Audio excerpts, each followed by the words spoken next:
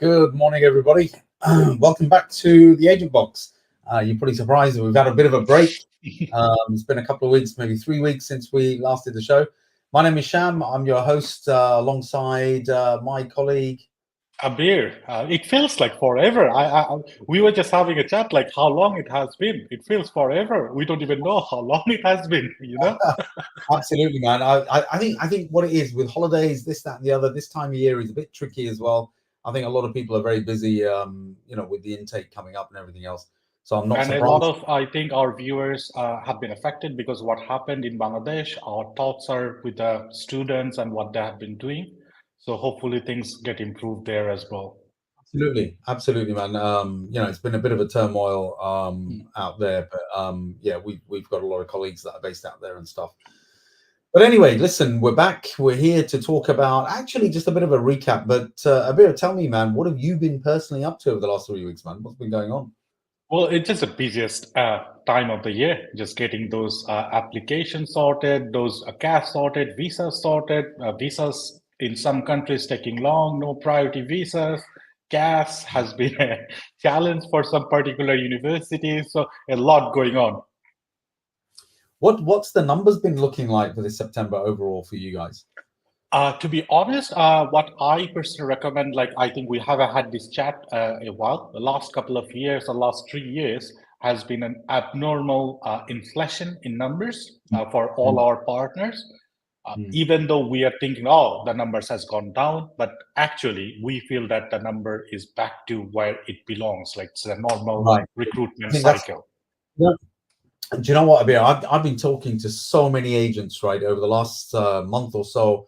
So many conversations, so many universities that I've been talking to as well. And I think what comes out of all of those conversations is what you've just said, that the numbers are back to where they belong. I think the last few years have been. It's difficult, actually. It's difficult for the universities as well as for agents, right? So when the numbers are so inflated and everybody's like, it's almost like a bonanza. You're making, you're potentially making so much money, both the universities and agents, that people start investing that money into all sorts of different things, and they're expanding. They're thinking, oh yeah, we'll do that. And universities have done exactly the same thing. They're investing in buildings, in infrastructure, and all the rest of it. And then now that the numbers are not as high as before, it almost feels like a real slap in the face. It feels like, oh my God, we're really losing a lot of money. We're not actually. We've over invested in places, and we need to now rethink and re-strategize, which is what the universities are doing as well. I think a lot of the colleagues that I'm talking to at universities, what I'm telling them is, please, please, please don't contract your recruitment budgets too much. I know some universities have really gone and really cut their budgets to very tight levels.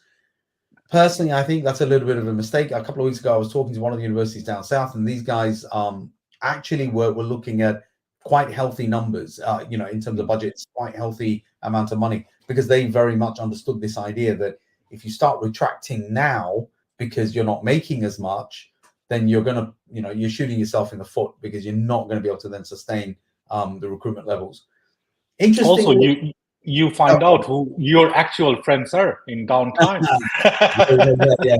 yeah. When the going gets tough, that's when you have to think about, okay, so who's actually going to support activities and stuff like that.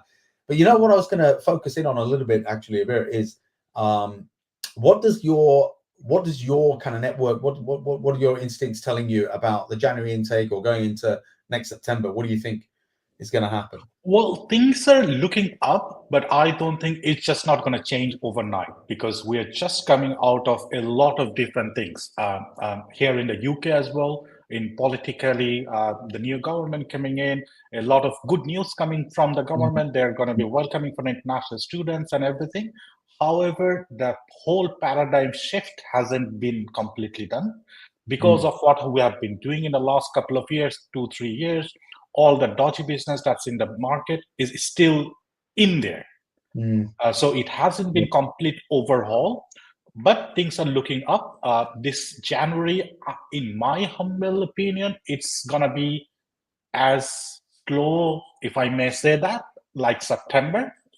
However, coming in the coming intakes, I think it's going to improve. But at the same time, like what we have been telling over and over in this platform, like a broken record, as long as we get our philosophies right, that we are education agents, we are recruiting students, genuine students for our partner universities, we are going to be okay. So we need to come out of that bubble. Oh, it's just an immigration game. Just get whoever we can get in. Then the problem will still be around. Do you know what I'm reading in the sector press, right, is this idea that we want stability. That's what the sector is telling the government. We want stability. We don't want any question marks around the post-study work, the graduate route and stuff like that. We want it to be very clear, stable for the next 4 or 5 years. We know that, and students know. If we know, then students know that actually Britain is the right place to come. It's going to be stable. It's going to be, there are opportunities. You can study and then you can work before you go home or whatever else that you choose to do. I think that is really important, because while we're getting really good narrative coming from the government, what we don't want is for them to say nice things and then not really do much. Do you know what I mean? That it's that stability. That's what the sector is asking for, is to have some stability. And I think the deal the government is going to do with the sector is, yes, we will give you that stability, but you guys need to now do your bit, which is something that we've talked a lot about at the start of the summer around the agent quality framework, around how the agents are working. I know that there are a lot of questions being asked around the B2B model. Universities are being particularly, they're investigating. They're being a little bit, not just taking agents' words for it. That if you've got a sub-agent network, if you've got, if you're working on a B2B platform, that you actually do have the right checks and balances. And I think that's the deal that the government wants to do with the sector. That yes, you're going to recruit, but you need to recruit, and we'll give you the stability to recruit, but you need to recruit genuine students. And you need to make sure, like I think what you've said, the philosophy, I love that, idea that the philosophically we're all on the same page. And that's something that I think is really, really important, because that AQF stuff and the need for agents to become more professional, that's not going to go away. That's definitely not going to go away. And that is something that is going to, that's going to be the deal. And to be honest, like if your agent friends wants to build a sustainable business, you have to come under that framework. There is no other way around this. So the sooner we get adopted to that, I think we are going to see brighter days sooner rather than later. I think this is it, isn't it? This is it. It's when a company actually realizes that the AQF, or all the stuff that we've been talking about, in terms of getting your data right, getting all your your information on hand, that actually makes you a better agent. That actually makes you a better agent. And if you're a better agent, you're going to make more money. If your starting point is, I need to find loopholes, I need to find shortcuts, I need to be clever, that's when you're going to cause a problem for yourself. And actually that knock-on effect with the sector can also happen. Absolutely. And like I said, that this type of thinking hasn't completely gotten away. Look what the industry is doing with MRES programs. This is a proper research programs. But if we think that, oh, this is a loophole to get someone into the country, that is an absolute no-no. Because I think when we do these shows, I don't know about you, but in my mind, what I'm the audience that I'm picturing, that I think and know that are engaged with us, are the vast majority of agents who are, they're not multi-million pound organizations or multi-billion-pound organizations where they're actually, they're just corporate.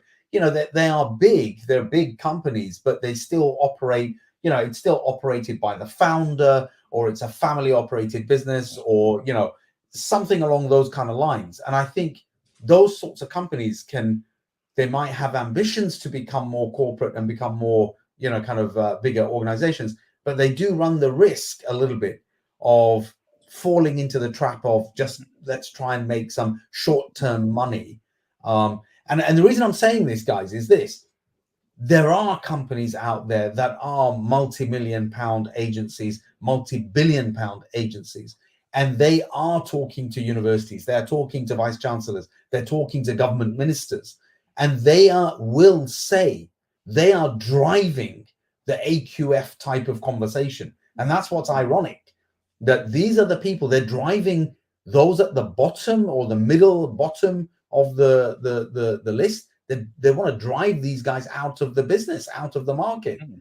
And we've got to be careful that we're not one of those agents that get driven out because we didn't sharpen up our tools. We didn't look at our data management systems. We didn't think about the AQF. We didn't look for those genuine students. Then we just get, shifted out of the sector. And also, the other thing I think there's another very burning issue in the industry, that what I don't know about you, but what I am currently experiencing within my network, people are being very fussy about credibility interview, and a lot of students are like, oh, I don't want credibility interview. Which university doesn't have credibility interview? In fact, the agents are also looking for that loophole particularly as well, which kind of like amazes me, and also gobsmacks me. Like, what? Why would you not want to? Abir, this amazes you. This irritates the life out of me. I find this so irritating. It's unbelievable. I mean, over the years, I must have spoken to thousands of students, right? And if I'm talking to a student, I haven't forced anybody in my career at gunpoint or any other way to come and study in the UK. These are people coming to me and saying, hey, look, I want to go and study in the UK. I want to study at your university, or I want to study one of your partner universities, whatever it might be, right? For that student to then fear a credibility interview, where, look at the word is credibility. It's just to make sure that you are a credible, real student. So what are they going to ask you? They're not going to ask you, what your granddad's date of birth was. They're going to ask you why you want to go and study. If you can't answer that question as a student who allegedly is dying to come and study, overseas, who has been dreaming about studying overseas since they were 5 years old, whose whole family's ambition is to send them to go and study overseas, if that person can't tell in an interview, that is just, come on, man. And also, you're spending that amount of money. Like, have you not even thought about it? Like, even if we like spend 100 quid on something, we do a research, right? Whether I'm going to buy this, buy that, or whatnot. And you were spending like 15, 20 grand, and you haven't thought about it. Of course you have. Let me give you a small example, right? So yesterday I bought an iPad, right? Okay. I must have researched that iPad over a 48, 72-hour period, non-stop. Now all I get on my social media feeds are, do you want to buy an iPad?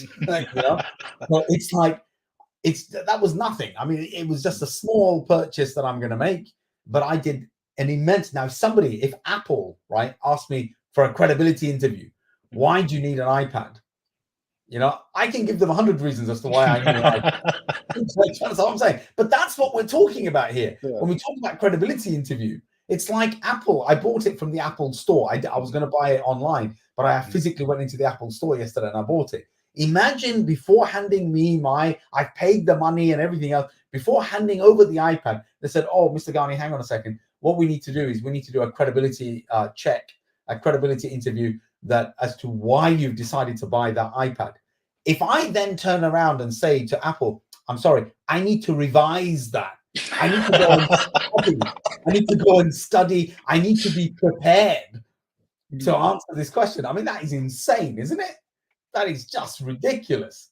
And I have done quite a few interviews myself. Like, I was on the other side of the table. Like, when I was a student, when I was I did in fact, when I came for my postgrad, if I remember right, I also had to do a mandatory interview with the UPVI as well.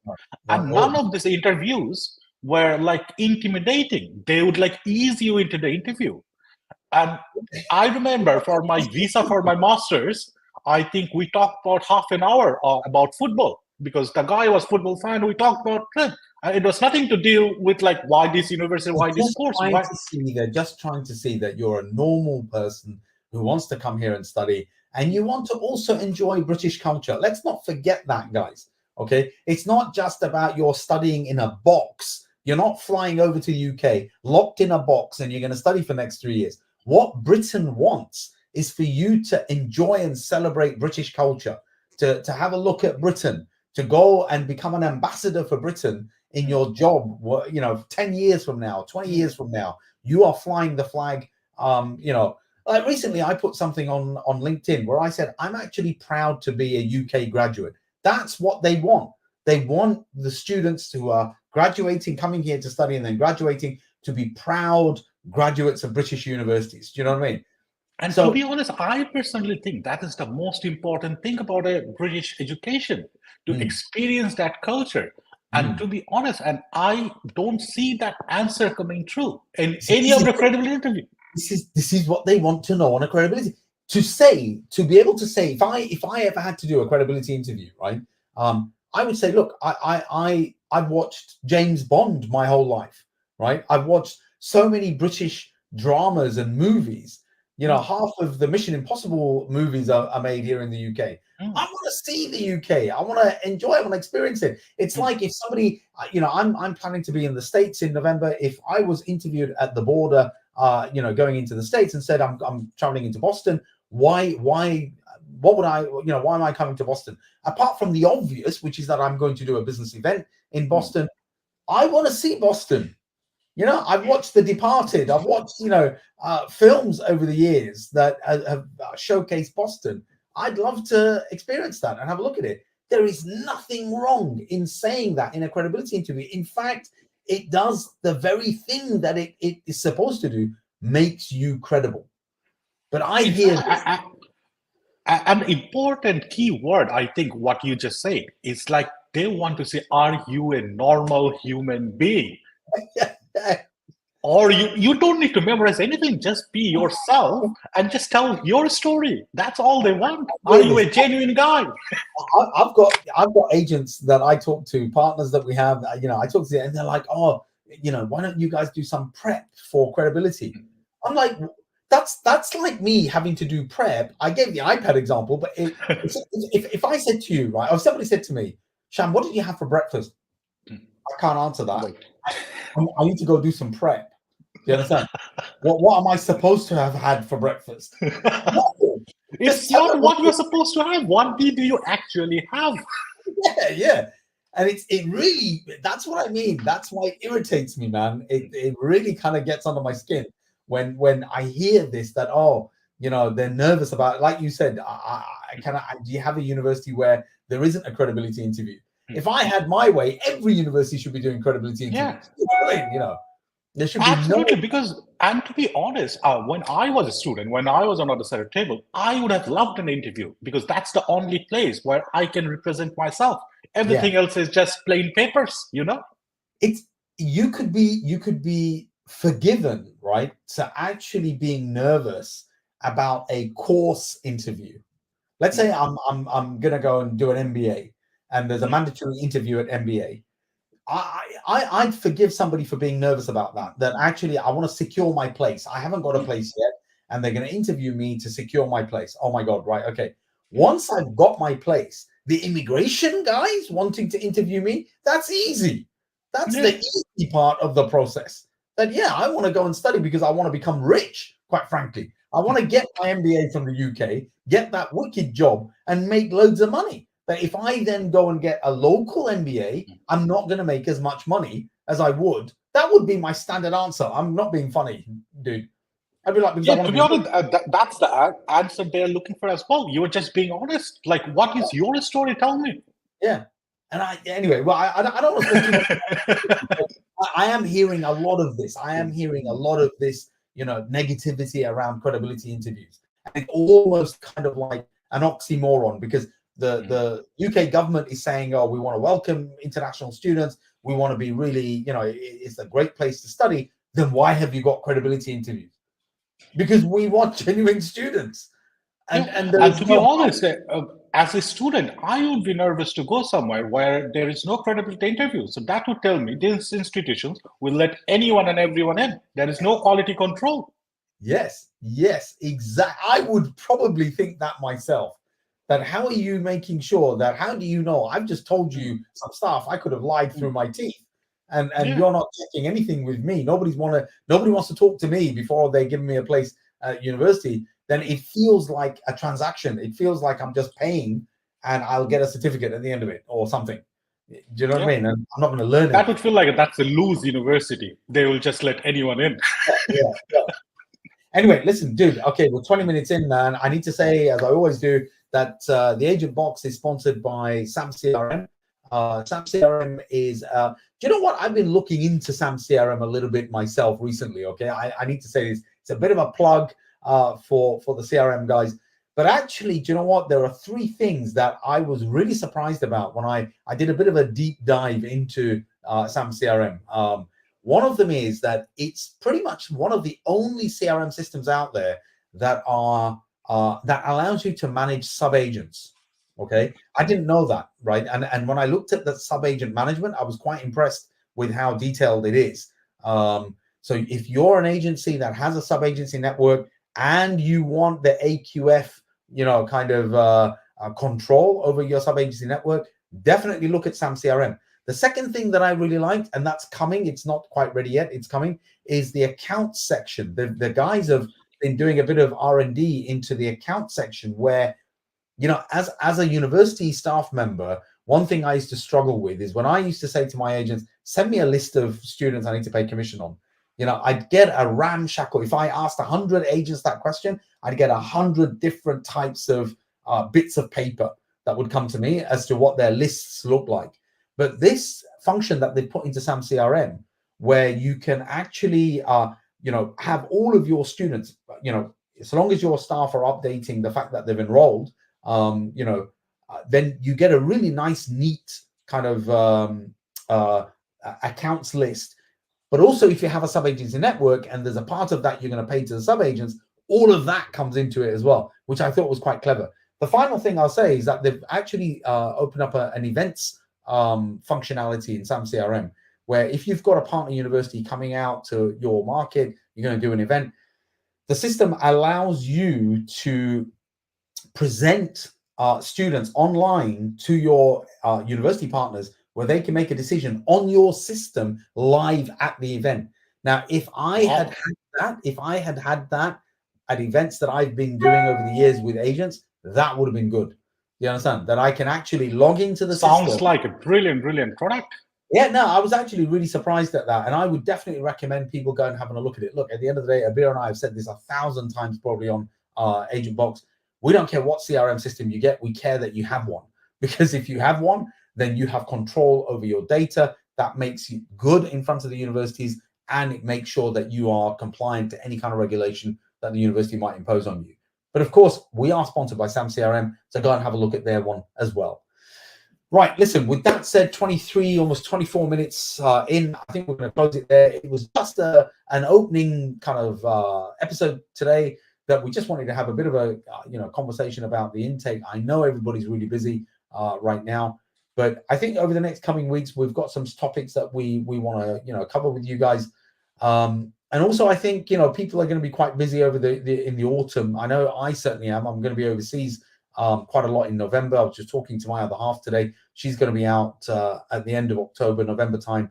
She's going to be out on trips and stuff like that as well. So there seems to be a lot of activity. I think it should be all good. It should be good with a decent January intake. I take your point, and I think you're right. We're not going to have a massive, kind of spike for November.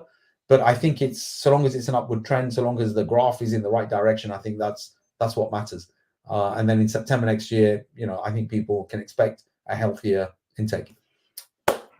That's it from me, Sham, and from my colleague Abir, and we'll hopefully see you guys next week. Yeah, see you next week. Take care, folks, and don't work too hard.